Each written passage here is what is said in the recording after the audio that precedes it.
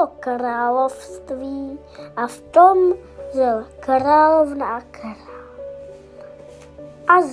A zekali si zem a měli děťátko. Když se jim narodilo, tak bylo tak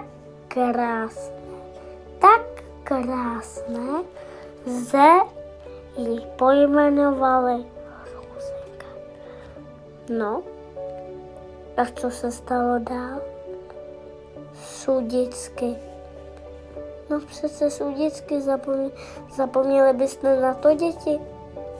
Sudicky všechno dali.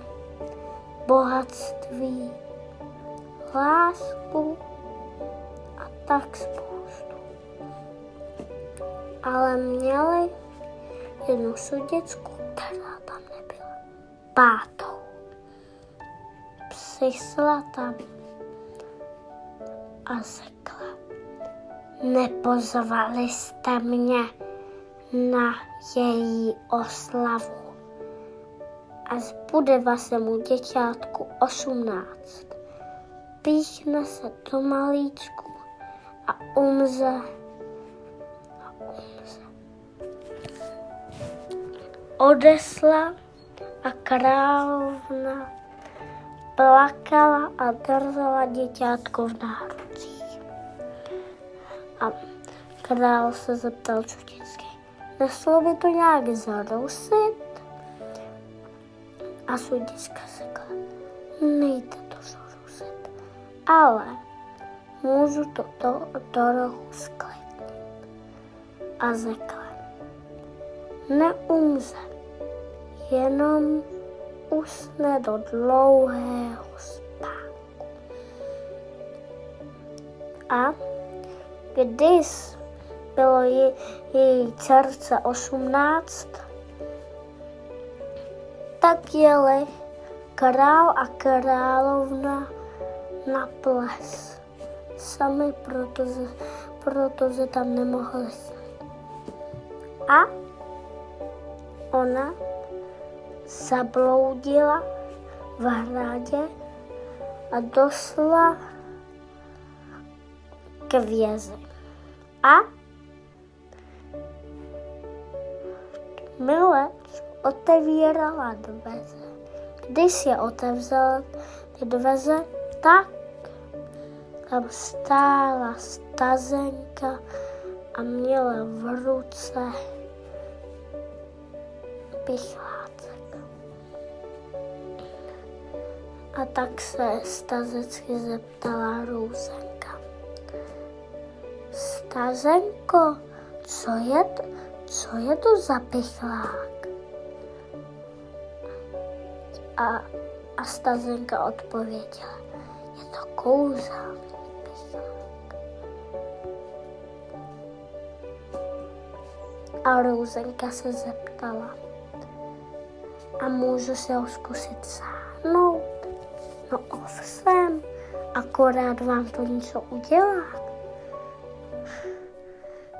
A Růženka počítala s tím, že jí to kouzlí něčím. A když se píchla o trn, tak usnula do hlubokého spánku. Kuchaři stáli a chrápali. Koně ve chlívech spali. Mouchy spaly. Král a královna spali. Služebníci spali. Vojáci spali. Holuby spali. Prostě všichni spali. Každý princ, co se snažil zachránit princeznu, a zarostlo tam velkým trním růže.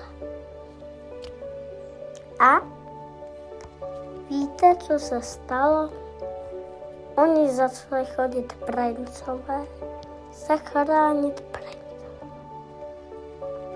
Každý ale uhynul v hromadě tady. A s jednou jeden princ prosekal se tvrdním a to za ním zavřel. Vsel do věze a tam nasel princeznu, která spala v hlubokém spánku. A sklonil se. A co pak si myslíte, udělal děti? No přece jí políbil. Ona se probudila, všechno se probudilo a konečně už nikdo nespal. A když tohle budete poslouchat ještě moje pohádky, tak se vydejte za dalším dobrodružstvím, co vás čeká. Ahoj!